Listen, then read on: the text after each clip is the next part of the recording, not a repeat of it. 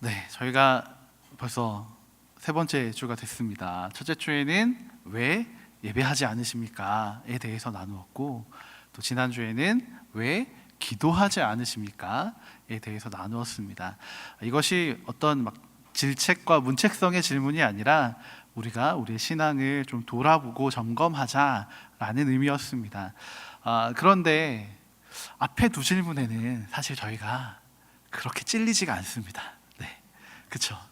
예배도 잘 드리고 기도도 열심히 하십니다. 그런데 유독 이 질문 앞에만 서면 작아집니다. 네, 왜 전도하지 않으십니까? 이 전도라는 단어 앞에 서면 참 작아지게 되는 것 같습니다. 이유가 있다면 다른 게 아니라 이게 하나님의 뜻이란 걸 너무나 잘 알기 때문에 이 전도하지 못하는 것에 대한 부담감이 우리에게 있는 것입니다. 그 부담감이 이 전도라는 단어만 들어도 약간 마음을 좀 이렇게 닫게 만들고 우리 스스로를 조금 움츠려들게 만드는 게 아닌가라는 생각이 듭니다. 그래서 오늘은 이 전도에 대한 부담감을 제가 싹 날려드릴 수 있으면 너무너무 좋겠지만, 네, 부담을 좀 더 드리려고요. 네. 이 전도에 대한 이제 부담감이라기보다는 전도에 담겨 있는 좀 하나님의 마음을 함께 좀 나누고 싶습니다. 그리고 이것을 통해서 우리에게 또 찾아오게 될 여러 변화들을 좀 기대하는 마음을 가질 수 있는 시간이 되면 참 좋지 않을까 생각이 듭니다. 때는 2002년, 제가 갓 20살이 되어서 설레는 마음으로 청운의 꿈을 안고 등교를 하는 한 2주차, 3주차쯤 됐던 3월의 어느 날이었던 걸로 기억합니다.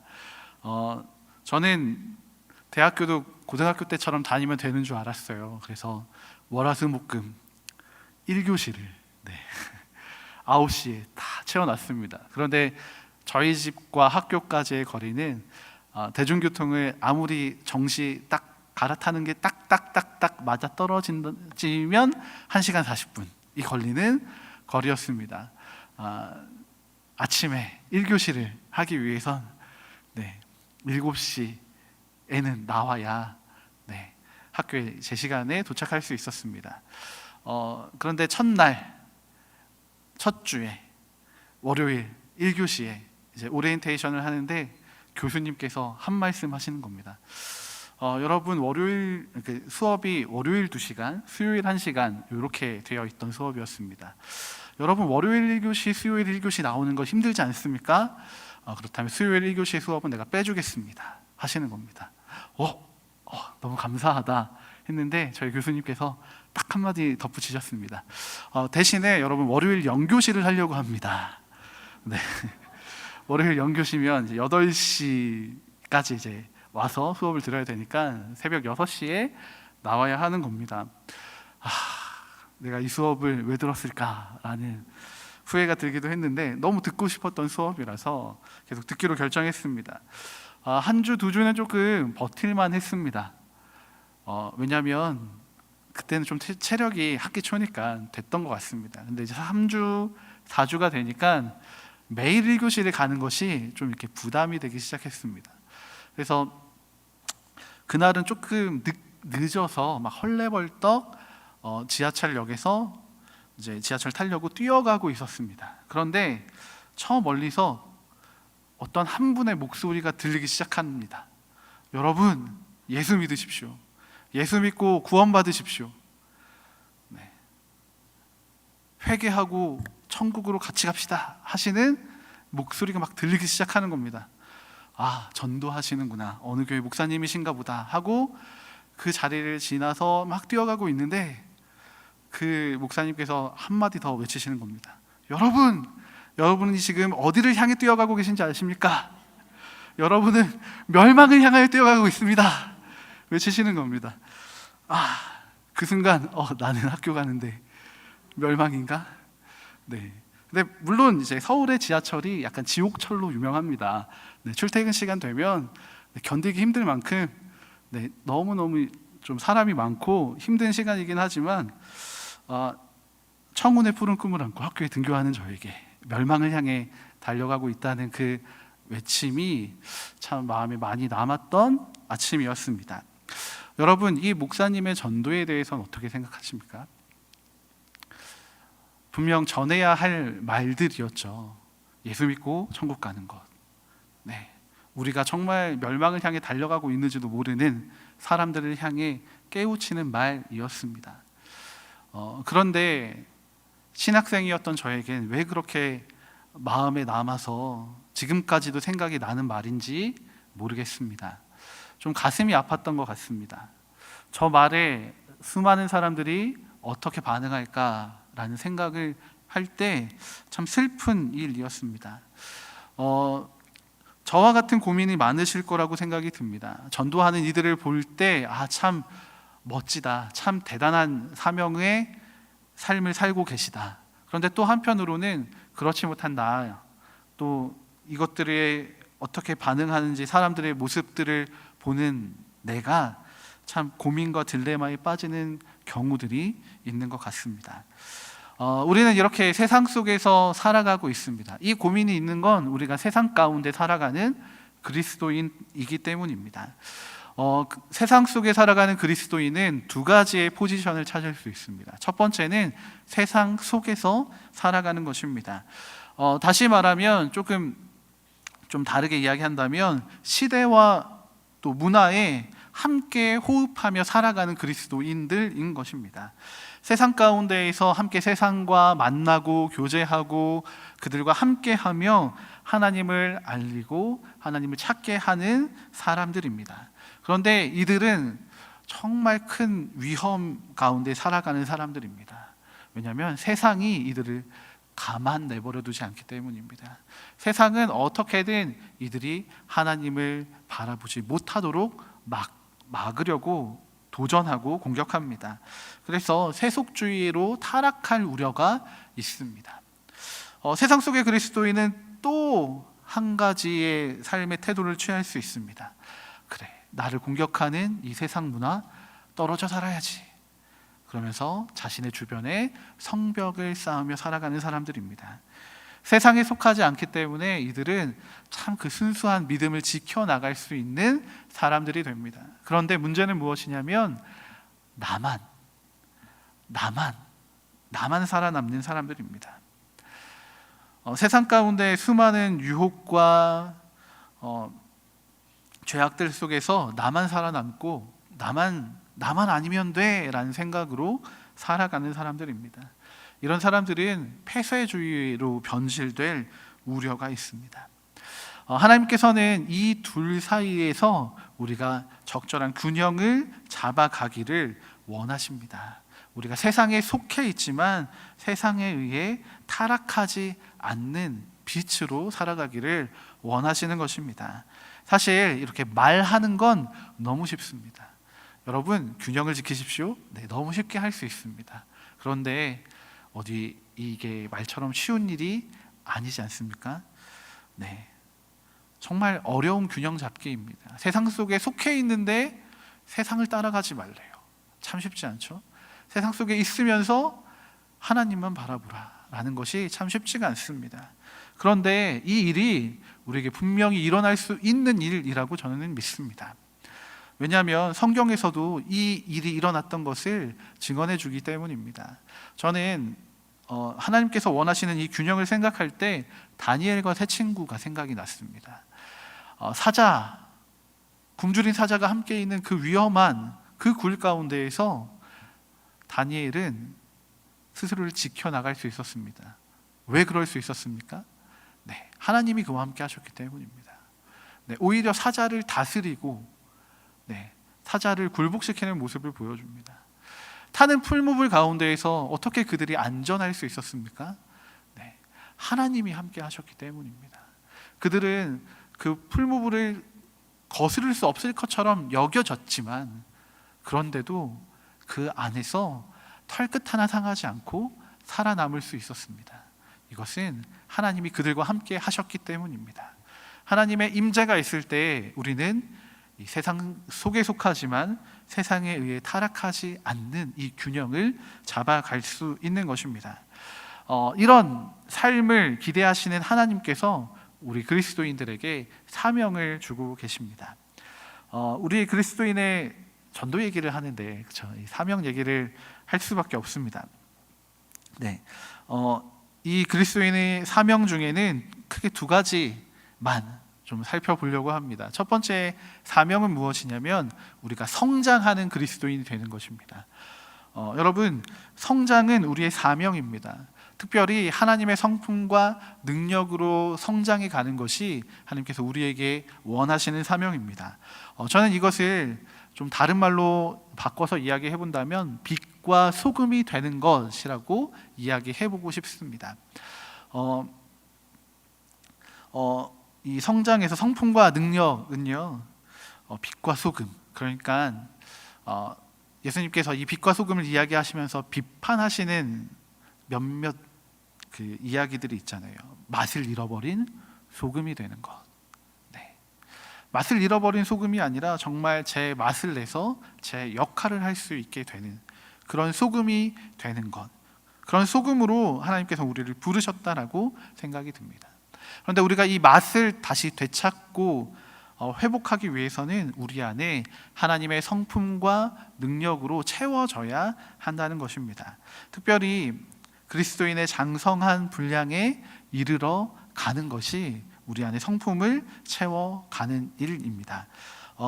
이것은 하나님께서 우리에게 해도 되고 안 해도 돼 라고 하신 것이 아니라 우리 안에 분명하게 채워나가도록 명령하신 것입니다. 저는 특별히 이 성품에 대해서 우리 담임 목사님께서 계속 설교해 주셨던 것들이 좀 생각이 났습니다. 성령의 열매입니다. 성령의 9가지 열매들이 우리 안에 잘 열매를 맺게 되면 그것이 우리 안에 어떤 능력이 되는 것이라기보다는 어떤 힘을 막 끌어내는 것이라기보다는 우리 안에 하나님의 성품으로 자리 잡게 되어서 우리의 삶을 통해 자연스럽게 하나님을 드러낼 수 있게 되는 놀라운 힘이 되는 것이 아닌가. 하나님은 이것을 위해 우리를 부르셨습니다. 그리고 또 한 가지는 능력입니다. 하나님이 우리 각자에게 주신 달란트를 개발해 나가는 것입니다.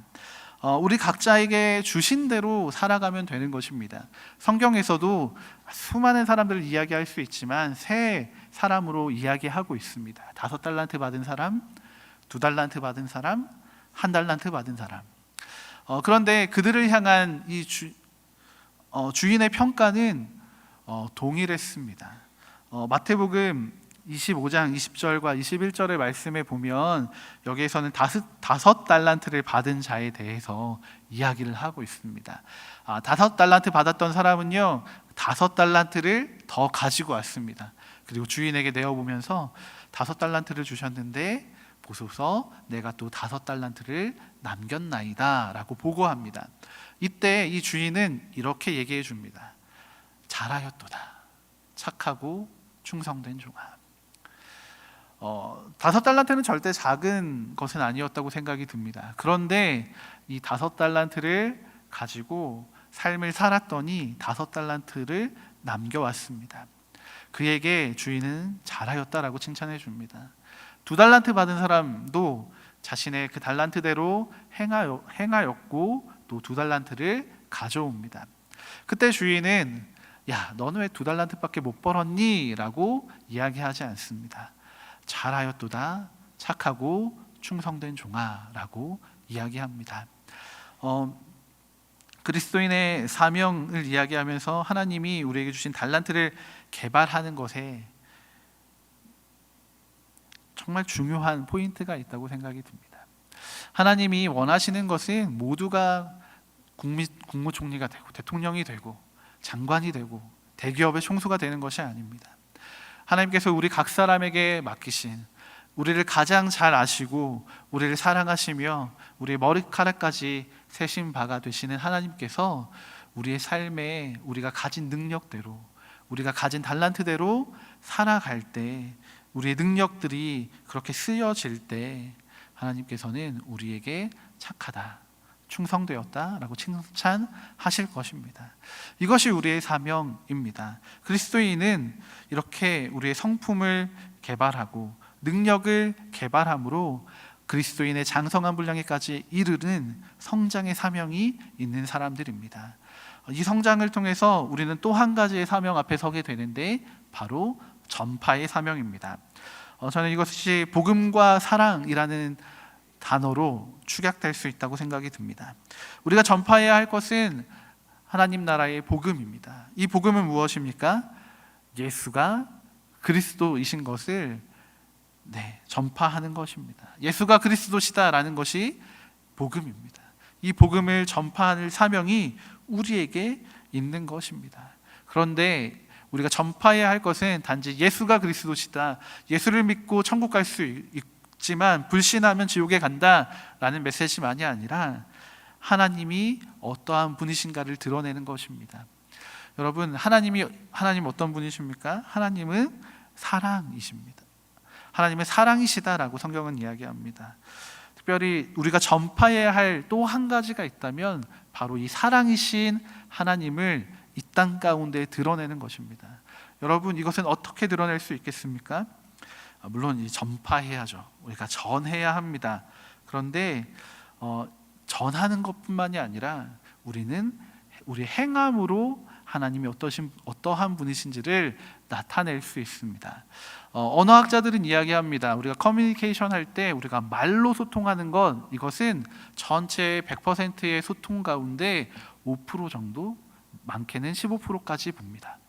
그 외에 85%에서 95%에 이르는 소통은 무엇으로 이루어지는 것이냐면 우리의 눈빛, 표정, 말투, 행동으로 이루어지게 되는 것입니다. 여러분, 우리의 삶에서 말로 이야기하는 것은 참 쉽습니다. 그런데 삶으로 드러내고 나타내고 표정으로 보여주고 하는 것은 참 쉬운 일이 아닙니다. 그런데 하나님께서는 우리에게 말로만 복음을 전파하라 하신 것이 아니라 우리가 서로 사랑함으로 하나님의 사랑이 어떤 것인지를 알게 하라라고 말씀하신 것입니다. 우리의 착한 행실만이 드러나는 것이 아니라 우리의 착한 행실들, 우리의 말, 표정들을 통하여서 하나님이 드러나시기를 원하시는 것입니다. 저는 이것이 주님께서 우리에게 원하시는 전파의 사명이라고 생각이 듭니다. 이 사명 앞에서 우리 부산진교회니까 우리 부산진교회의 사명을 좀 다시 한번 생각해 보게 됩니다. 전도에 좀 국한해서 조금 좁게 한번 나눠보도록 하겠습니다. 삶의 현장을 하나님 나라로라는 사명을 우리는 가지고 모이고 함께 예배하고 살아가고 있습니다. 먼저 이 삶의 현장 너무너무 중요합니다. 이 삶의 현장이 중요한 이유는 그곳이 바로 우리가 성장하고 성숙해가는 자리이기 때문입니다. 또 한편으로는 바로 그 자리가 우리가 전도해야 할 자리, 우리의 사명을 살아나가야 하는 자리이기 때문입니다. 요한복음 21장에 보면 부활 후에 어느 날 예수님께서 제자들을 만나신 이야기가 등장하고 있습니다. 이때 제자들은 모든 소망을 잃었던 것 같습니다.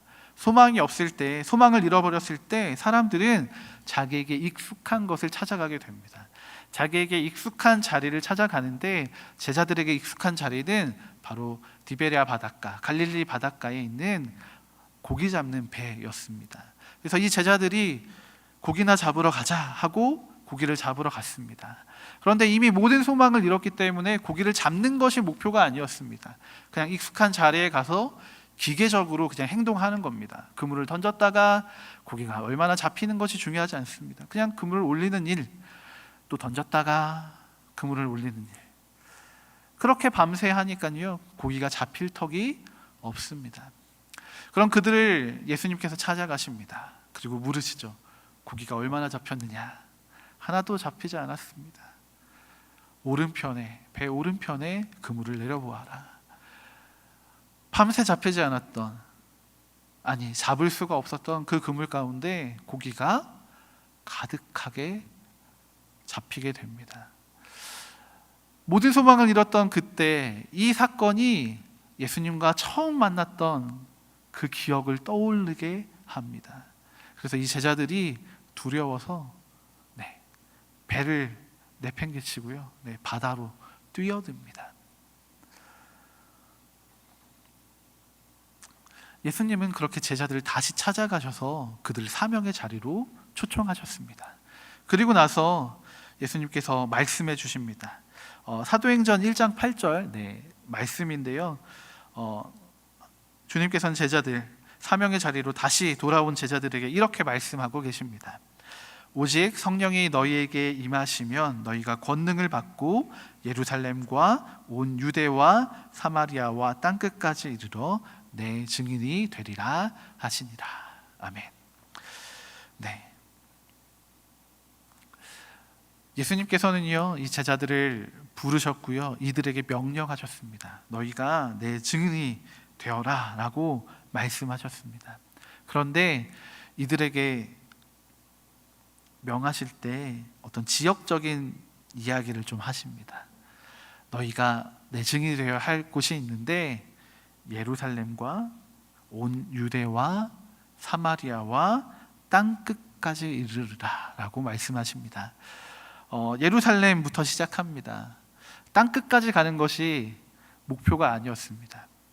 가장 첫 번째 목표는 예루살렘이었습니다. 이 예루살렘은 어떤 곳입니까? 이들의 제자들의 삶의 근거지는 갈릴리였지만 이 예루살렘은 지금 제자들이 머물고 있는 곳입니다. 자기에게 익숙한 고향으로 다시 돌아가라라고 말씀하신 것이 아닙니다. 지금 우리가 있는 이 자리, 우리가 있는 그 자리에서부터 시작하라고 예수님은 명령하고 계신 것입니다. 부탄진교회의 사명은 어디에서부터 시작이 됩니까? 바로 우리가 있는 그 자리입니다. 우리의 가정, 우리의 학교, 우리의 일터, 우리의 이웃, 우리의 관계, 우리의 사회, 그 모든 곳에서부터 우리의 사명이 시작되는 겁니다. 그리고 그 사명에 충성하고 그 사명에 마땅히 행하여 나가기 시작할 때 결국에 땅끝까지 이르르게 되는 것입니다. 하나님께서는 우리가 이 삶의 현장에서 시작하기를 원하십니다. 이 삶의 현장에서 우리가 하나님의 사명들을 기억하고 그 사명대로 살아가기를 원하시는 것입니다. 그리고 이 삶의 현장을 하나님의 나라로 바꿔가기를 원하십니다. 하나님 나라는 어떤 것입니까? 우리와 세상이 변화되어야 할 방향과 목적입니다. 여러분, 하나님의 나라는 단지 세상만 변화시키는 것이 아니라 우리가 먼저 변화되어야 할 자리입니다. 그 방향입니다. 그 목적입니다. 이것을 기억하시면 좋겠습니다.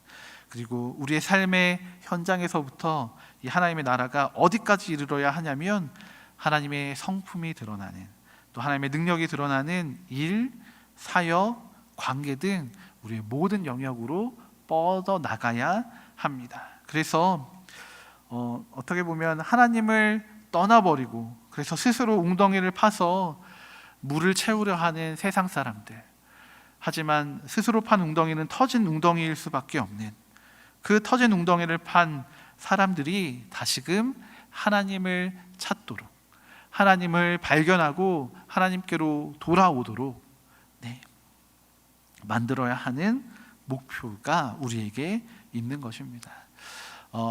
삶의 현장을 하나님의 나라로라는 사명은 여러 의미도 담고 있겠지만 전도라는 측면에서 본다면 바로 우리의 삶의 자리에서부터 시작하는 것, 그리고 우리의 삶의 자리에서 우리가 성장하고 성숙해 나감으로 우리의 성품과 능력이 채워지고 또 자라감으로 우리의 삶의 영향력을 발휘하게 하는 것, 그래서 하나님의 나라를 소망하고 하나님의 나라를 바라보며 나아가게 하는 것이 바로 우리에게 주어진 전도의 사명이 아닌가 싶습니다.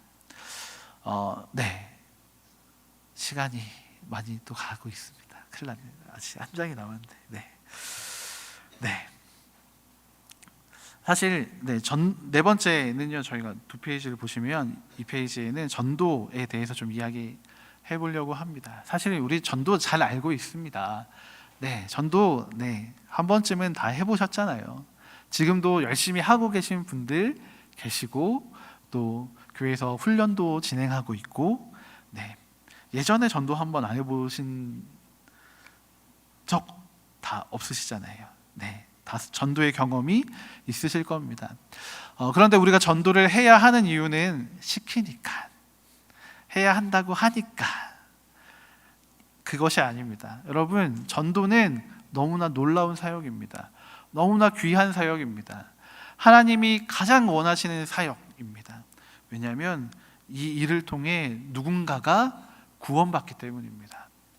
잃어버렸던 한 영혼이 하나님께로 돌아오기 때문입니다. 전도는 그 하나님의 구원 사역에 우리가 동참하는 방법인 것입니다.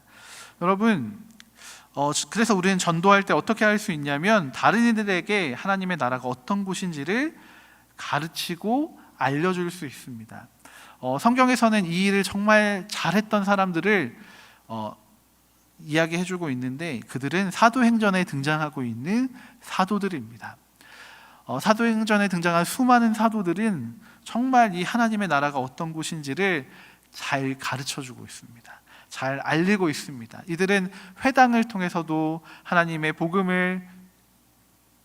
나라의 복음을 전파하고 선포했지만 그곳만이 아니라 사람들이 모인 곳 어느 곳이든 찾아가서 그들에게 하나님이 어떠한 분이신지를 알리고 외쳤던 사람들입니다. 전도란 이런 것입니다. 하나님이 어떤 분이신지, 하나님의 나라가 어떤 곳인지를 가르치고 알리는 것입니다. 그렇기 때문에 우리는 사실 먼저 알아야 됩니다.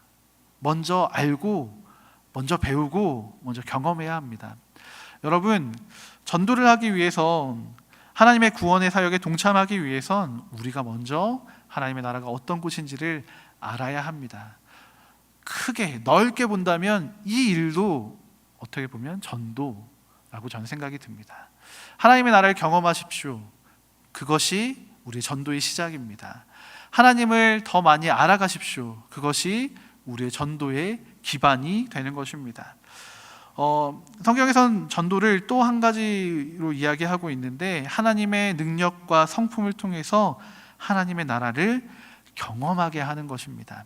사실 많은 사람들이 가장 이상적으로 생각하는 전도의 방법입니다. 하지만 참 쉽지 않습니다. 성경에서도 이 예를 찾는 게 참 쉽지 않습니다. 그런데 너무나 확실하고 명확한 예가 등장합니다.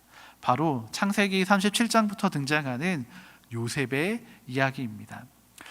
여러분, 요셉의 이야기 가운데 참 우리가 성경인데 이해하기 힘든 한 가지가 있습니다. 무엇이냐면 하나님이 요셉에게 직접 나타나시는 게 잘 없습니다. 하나님이 요셉에게 무언가 가르쳐 주시고 명령하시고 말씀하시는 것이 등장하지 않습니다. 하나님의 이야기가 딱 등장하는 건 언제냐면 하나님이 요셉과 함께 하심으로 라고 하는 것이 정말 손에 꼽힐 정도로 등장합니다. 요셉의 이야기를 볼 때 하나님이 조금은 배제되어 있는 것처럼 보입니다. 그런데 놀라운 것은 무엇이냐면 요셉 안에 하나님의 능력과 성품이 담겨 있다는 것입니다. 정말 놀라운 것입니다. 성경에서 하나님과 교제가 없는 것처럼 보여지는데 그의 안에는 이미 하나님의 능력과 성품이 가득해 있다는 것입니다. 여러분, 그것을 우리는 어떻게 알 수 있냐면 요셉의 삶을 통해 알 수 있습니다. 요셉의 삶은 늘 한결같았습니다. 하나님을 향해 자신의 삶을 드리고 세상을 향해서 정말 순결하게 거룩하게 자신을 지켜나갔던 사람입니다. 어떻게 보면 가장 처음 세상 속의 그리스도인이 세상에 속하지만 세상에 의해 타락하지 않는 빛과 같은 존재가 되어야 한다고 나누었는데 이것을 가장 잘 실천한 사람이, 살아낸 사람이 요셉이라고 생각이 듭니다. 그가 종이었을 때 어땠습니까? 종이었기 때문에 그는 자신의 주인에게 충성을 다했습니다. 주인의 일에 정말 한치의 오차도 없이, 흐트러짐 없이 정말 충성하며 최선을 다했습니다. 그러나 주인의 아내가 유혹하는 그 유혹 앞에서 무너지지 않았습니다. 아무도 보는 사람 없었지만 그는 스스로를 지켜나갔습니다. 그래서 옷이 벗겨졌지만 그럼에도 불구하고 도망쳐 나갔습니다. 그런데 이러한 삶의 태도가 그가 감옥에 갇혀 있을 때에도 변하지 않습니다.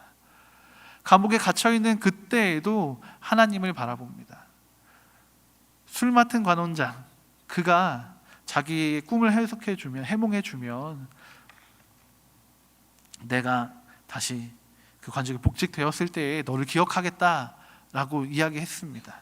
그러나 그가 요셉의 꿈의 해석처럼 복직이 되었지만 요셉을 기억해 주지 않았습니다.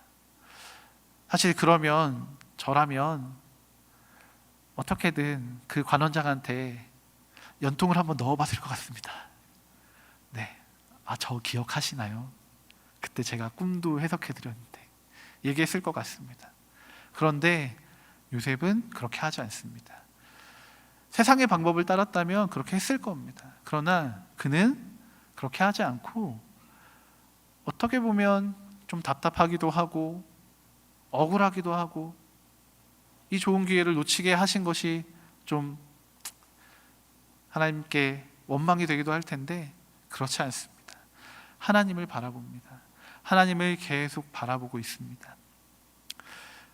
그러니까 주변의 모든 사람들이 요셉과 함께 하시는 하나님을 발견하게 됩니다. 요셉과 함께 하시는 하나님을 보게 되는 것입니다. 하나님의 능력과 성품이 그의 안에 있는 것, 그것을 통해서 하나님이 진짜 계시는구나, 하나님 살아계시는구나, 요셉 때문에 내가 하나님을 알겠어, 요셉이랑 함께 하니까 이게 하나님이 일하시는 것이라는 걸 알겠어 라고 고백할 수 있는 것입니다.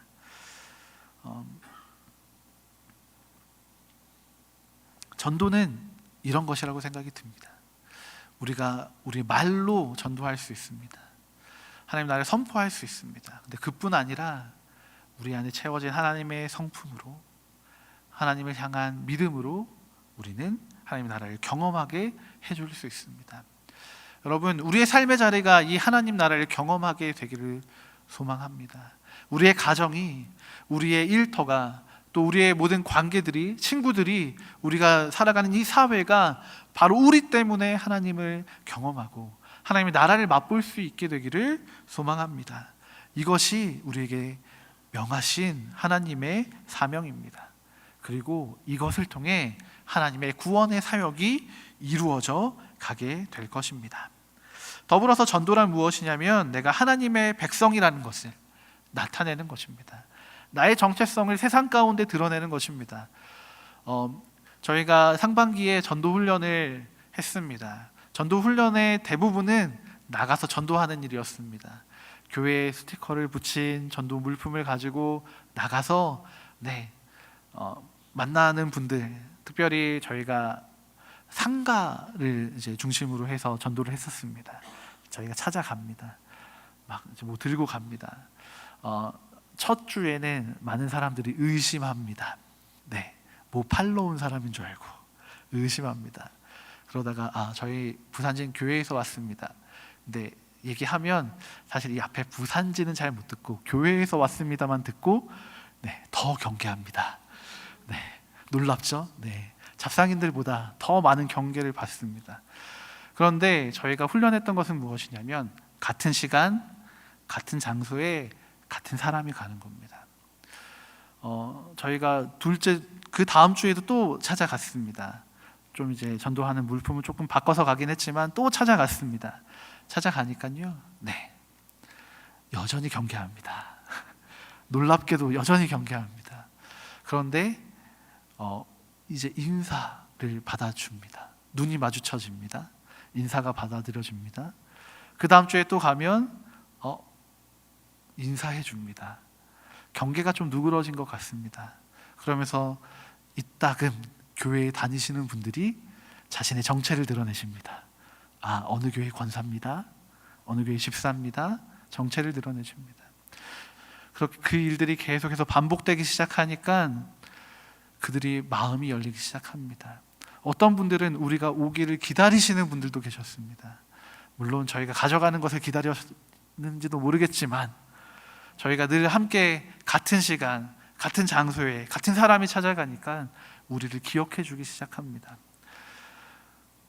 그리고 우리가 하는 말에 귀를 기울이기 시작합니다. 지나가는 이들에게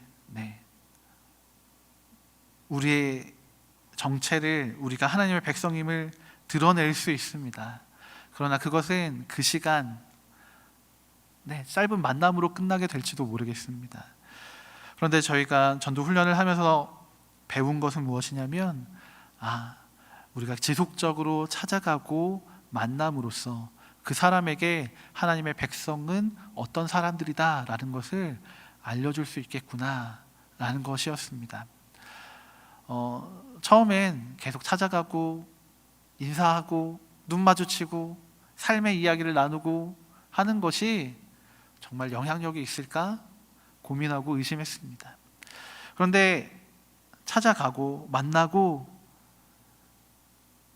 눈을 마주치고 나의 삶을 이야기하고 함께 교제하는 시간들이 늘어나니까 그분들이 우리의 좋은 친구가 되는 것을 알게 됐습니다. 그리고 그분들이 우리가 하나님의 백성인 것을 존중해 줬습니다. 인정해 줬습니다. 저는 그 경험이 너무나 값진 경험이었던 것을 기억합니다. 세상 사람들은 하나님의 백성들을 욕합니다. 지금 교회가 참 많이 무너져 있습니다. 하나님의 백성들이 세상이 기대하는 모습대로 살아가 주지 못하는 모습들이 참 많이 있습니다.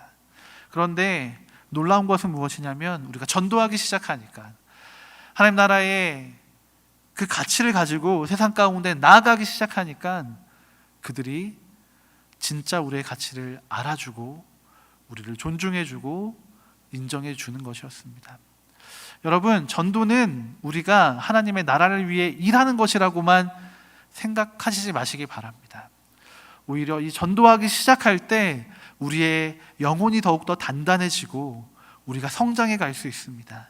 세상 가운데에서 우리가 어떤 존재인지를 내 스스로 발견하게 되는 것이 전도입니다.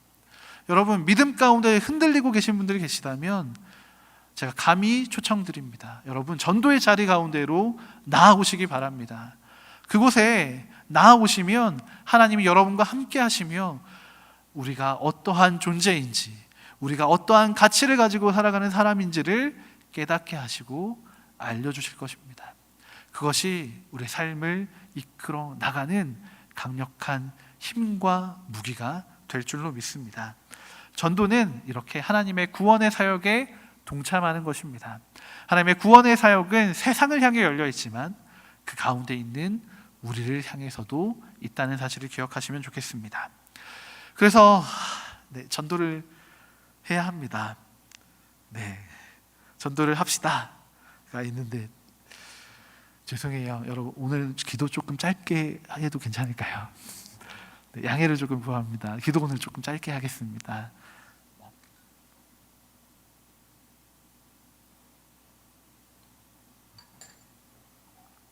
시간을 보니까 갑자기 목이 막 메기 시작합니다. 바짝바짝 탑니다. 여러분, 우리가 그래서 전도를 해야 합니다. 전도를 하셔야 합니다. 이것은 2,3열 목사가 앞에서 막 얘기한다고 안 하실 거잖아요. 그렇죠? 하나님이 우리에게 명령하신 겁니다. 하나님이 우리에게 주신 사명인 겁니다. 전도를 해야 합니다. 여러분, 이 전도는 우리가 영적인 부모가 되는 것입니다. 영적인 부모가 되는 일입니다. 우리는 전도하는 것을요, 누군가를 교회로 데려오는 것으로 이해합니다.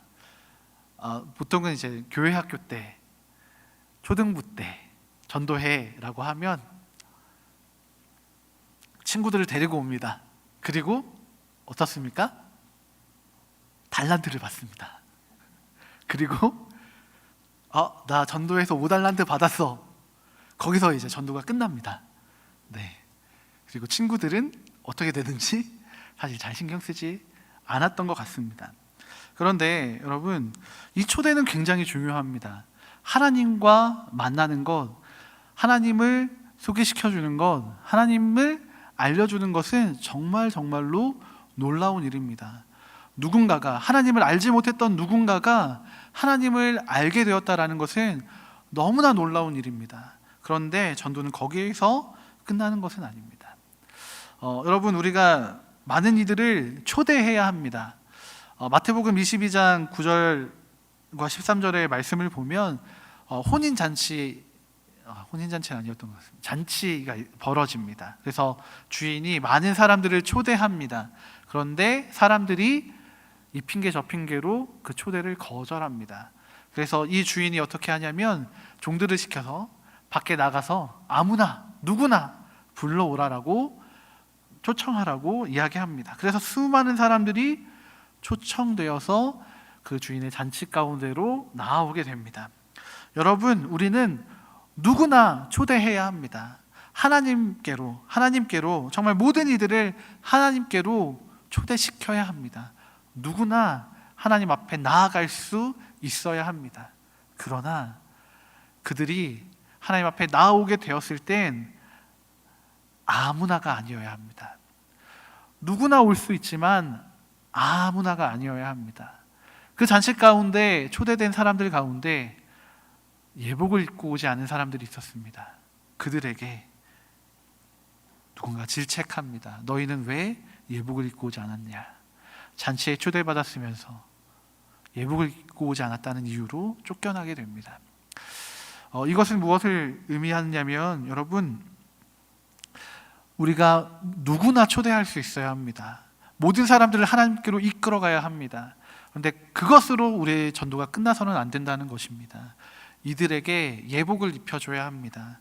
이들이 그냥 누구나 올 수 있는 교대에 지나가는 사람으로 끝나는 것이 아니라 아무나가 되지 않고 특별한 누군가, 하나님의 자녀가 될 수 있도록 이들을 하나님과 연결시켜 주어야 한다는 것입니다. 이것이 우리의 전도의 과정 중에 하나입니다. 그래서 이들이 하나님을 알도록, 예수 그리스도의 그 복음을, 십자가의 그 구원의 사역을 믿음으로 나아갈 수 있도록, 그 구원을 누릴 수 있도록 하나님과 연결시켜 주어야 하는 것입니다. 그리고 이들을 제자로 삼아야 합니다. 이들에게 세례를 베푸는 것, 세례가 베풀어질 때 어떤 일이 일어납니까? 네, 예수님이 세례 받으실 때는 성령이 임하셨습니다. 네, 하나님의 역사가 그 가운데 일어나는 것입니다. 교회의 전통 안에서 이 세례는 내가 하나님의 백성인 것을 온 교회 앞에서 시인하고 그것을 증명받는 것입니다. 특별히 이 세례에는 그래서 회개와 속죄의 의미가 담겨져 있습니다. 하나님 앞에 거룩하고 정결한 백성이 되었습니다 라는 의미가 담겨 있는 것입니다. 전도는 여기에까지 이어져 가야 합니다. 내가 데려온 친구가 5달란트짜리 친구가 되는 것이 아니라 예수님의 십자가의 복음의 가치, 정말 예수님짜리의 가치를 가진 사람으로 변화되어야 하는 것입니다. 그리고 그가 예수님을 닮아가는 삶을 살아갈 수 있도록 가르치고 지지하고 도와주어야 합니다. 마태복음 28장 18절부터 20절의 말씀 가운데에서 예수님이 하셨던 지상 대명령의 마지막에는 내가 너에게 분부한 모든 것을 가르쳐 지키게 하라라고 예수님께서 명령하고 계십니다. 여러분, 이 가르침은 삶으로 가르치는 가르침이라고 생각이 듭니다. 삶으로 가르치는 것이 남기 때문입니다. 네, 어릴 때, 저 국사 시간에 막 연도도 많이 외우고, 뭐 태정태세 문단세, 막 이렇게 막 나오고 하잖아요. 많이 외웠는데 잘 기억이 나지 않습니다. 그렇게 막 외워서 알아서 제 삶에 남은 것은 그렇게 많지 않은 것 같습니다. 그런데 제가 직접 부딪혀서 삶으로 겪으면서 알고 배우고 채운 것들은 여전히 제 삶을 움직이는 동력이고 힘이 되어 있는 것을 압니다. 여러분, 하나님의 백성으로 살아가는 것, 하나님 나라의 백성으로 살아가는 것, 예수님의 제자가 된다는 것은 어떤 지식적으로만 되는 것은 아니라는 생각이 듭니다. 하나님의 말씀으로, 하나님의 말씀을 따라 살아감으로 우리의 삶으로 변화되는 것입니다. 우리의 전도는 그렇게 초대에서부터 예복을 입히고 복음을 가르치고 삶을 변화시키는 데까지 이르러야 합니다. 이것이 전도의 한 사이클이 되는 것입니다. 주를 알지 못했던 죽어가던 한 영혼이 예수를 알고 하나님의 마음을 알고 성품과 능력이 채워져 또 다른 영혼을 잉태할 수 있는 영적 아비로 세워지는 것, 이것이 하나님의 구원의 사역이고 이것이 우리에게 명하신 전도의 사역입니다. 여러분, 이 사역 가운데 정말 감히 여러분을 초청합니다. 전도의 삶을 살아가는 하나님의 백성들이 되시기를 축복합니다. 그런데 이 전도는 혼자 감당하는 것이 아닙니다. 함께 감당하는 것입니다. 왜냐하면 하나님께서 이 전도의 사명을 각 개인에게만 주신 것이 아니라 교회에게 주셨기 때문입니다.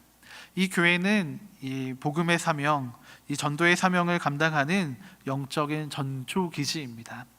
이 교회 가운데 함께함으로 우리는 지지와 지원을 받을 수 있습니다.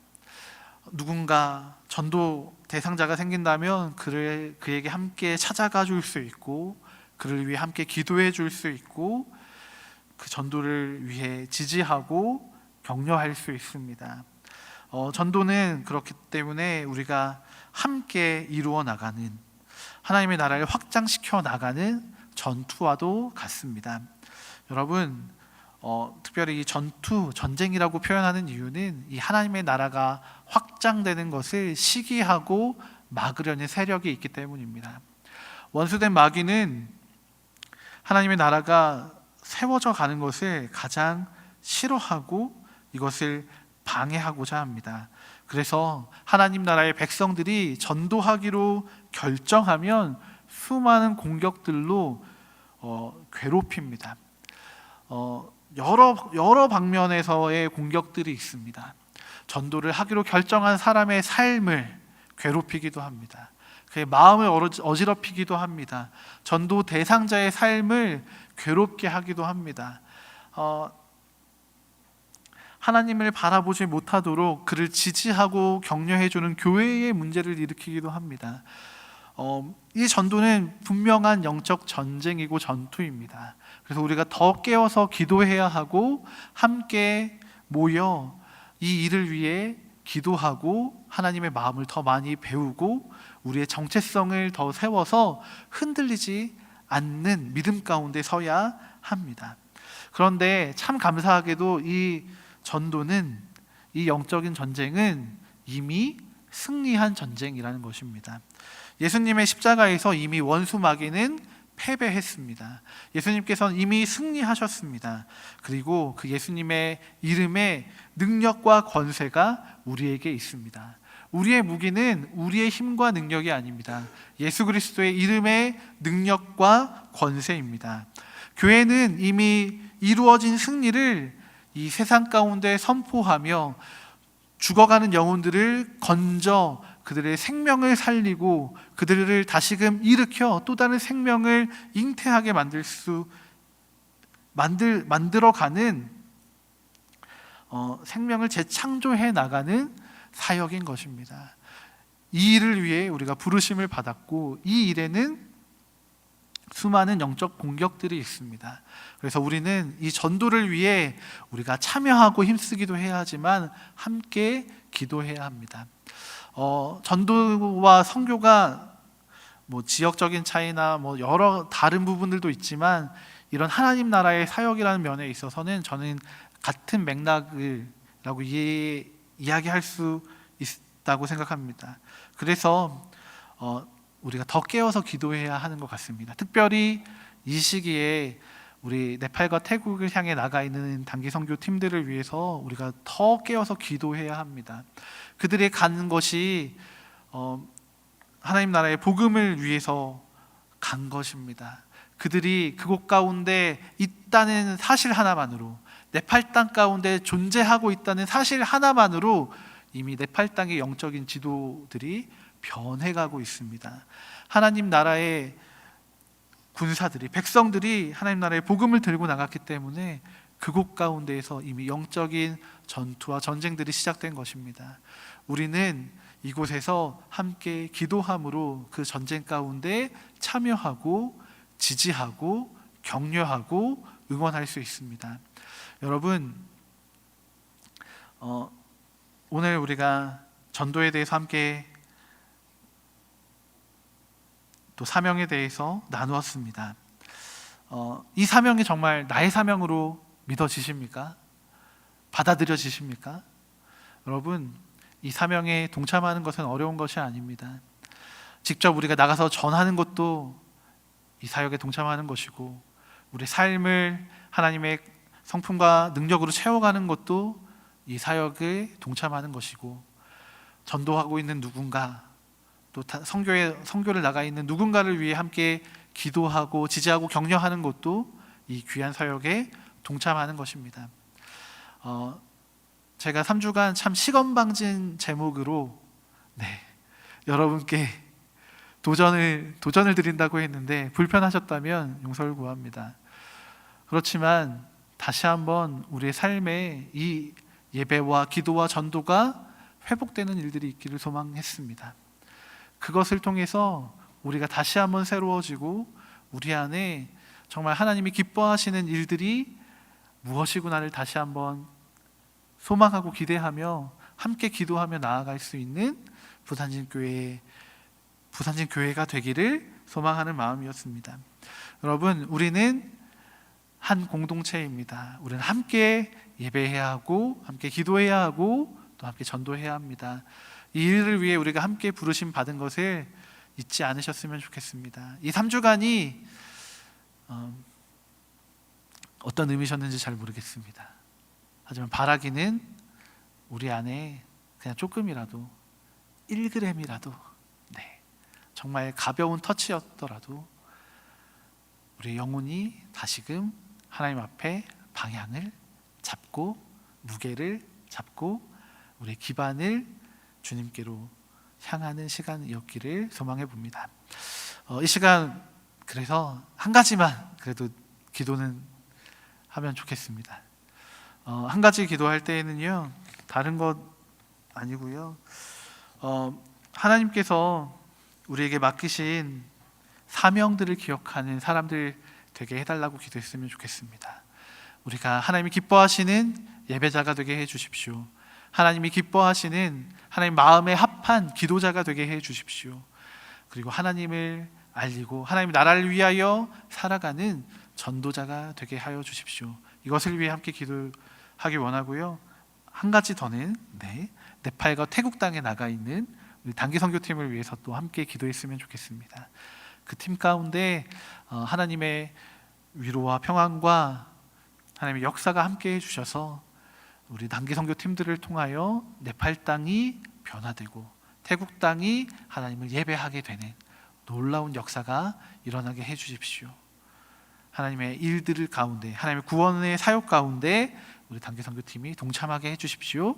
그렇게 우리 좀 축복하며 이 두 가지의 기도 제목으로 함께 기도하시도록 하겠습니다.